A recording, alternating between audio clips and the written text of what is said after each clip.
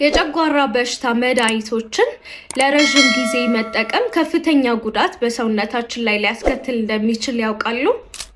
እንደ ኦሜፕራዞል፣ ፓንቶፕራዞል እና ኢስሞፕራዞል ወይንም ደግሞ በክፍል ስማቸው ፕሮቶን ፓምፕ ኢንሂቢተርስ የሚባሉት መድኃኒቶች በአብዛኛው ጊዜ ለጨጓራ ባክቴሪያ፣ ለጨጓራ ቁርስለት ወይንም ፔፕቲክ አልሰር ከዛም በተጨማሪ ደግሞ የጨጓራ አሲድ ወደ ኋላ መመለስ ወይንም ጀርድ ለምንለው በሽታዎች የሚታዘዙ መድኃኒቶች ናቸው።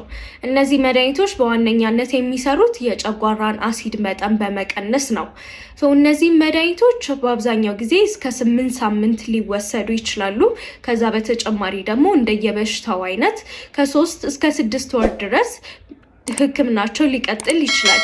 ነገር ግን ያለ ሐኪም ትዕዛዝ እነዚህን መድኃኒቶች ከ6 ወር በላይ መጠቀም በጣም ከፍተኛ ጉዳት ለሰውነት ይዳርጋሉ።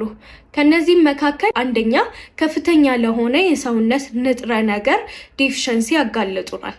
ከነዚህም ንጥረ ነገሮች መካከል ደግሞ የቫይታሚን B12 ወይንም B12 ለሚባለው የአይረን ንጥረ ነገር እና የካልሲየም እና የማግኒዥየም ንጥረ ነገሮች በትክክል ወደ ሰውነታችን አብዞርብ እንዳይደረጉ ስለሚያደርግ ከፍተኛ የሆነ ዴፊሸንሲ ወይንም እጥረት እንዲገጥም ያደርጋሉ።